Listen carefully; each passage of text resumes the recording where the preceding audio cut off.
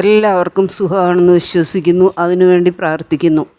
ഇന്ന് നമുക്ക് വെറൈറ്റിയായ ഷുഗർ ചീര കൊണ്ട് നമുക്കൊരു തോരനുണ്ടാക്കാം. വൈറ്റമിൻസിൻ്റെ ഒരു കലവറയായ ഈ ഷുഗർ ചീര നമുക്ക് എല്ലാവർക്കും കഴിക്കാൻ പറ്റിയ ഒരു ഇലക്കറിയാണ്.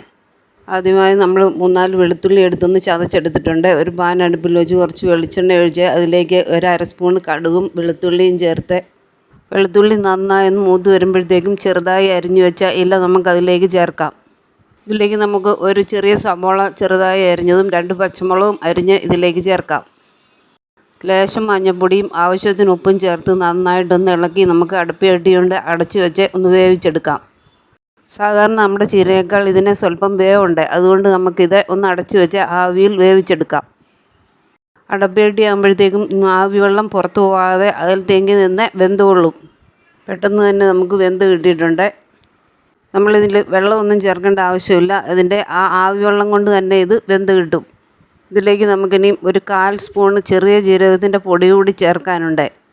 നമ്മളിതിലേക്ക് കുറച്ച് ചെറിയ തേങ്ങ കൂടി ചേർക്കുന്നുണ്ട്. തേങ്ങയും ചെറിയ ജീരകവും പച്ചമുളകും ഒക്കെ ചതച്ച് വേണമെങ്കിൽ നമുക്ക് ഈ തോരനിൽ ചേർക്കാവുന്നതാണ്. ഞാൻ ചതയ്ക്കാതെയാണ് ഇതിലേക്ക് തേങ്ങ ചേർത്തത്. ഷുഗർ പേഷ്യൻസിനൊക്കെ വളരെ ഉത്തമമാണ് ഈ ചീര. നമ്മുടെ നാട്ടിൽ ഇപ്പം മിക്ക വീടുകളിലും ഇത് നട്ടുപിടിപ്പിക്കുന്നുണ്ട്. ഏറെ പോഷകപ്രദമായ നമ്മുടെ ഷുഗർ ചീര വെച്ചുള്ള തോരൻ ഇവിടെ റെഡി ആയിട്ടുണ്ട്. ഇത് കിട്ടുന്നവരൊക്കെ ഒന്ന് ഉണ്ടാക്കി നോക്കണം. ഇതിൻ്റെ കമ്പ് കിട്ടിയാൽ നട്ടുപിടിപ്പിക്കണം. ഞാൻ 2-3 കമ്പ് ഇതിൻ്റെ നട്ടുപിടിപ്പിച്ചിട്ടുണ്ട്. ഇലക്കറികൾ കഴിക്കുന്നത് കൊണ്ടുള്ള ഗുണം എല്ലാവർക്കും അറിയുന്നതാണല്ലോ. ഡെയിലി നമ്മൾ കഴിക്കുന്ന ഭക്ഷണത്തിൽ ഇലക്കറികൾ ചേർക്കാൻ മറക്കണ്ട. എല്ലാവർക്കും നല്ലതിനായി പ്രാർത്ഥിക്കുന്നു.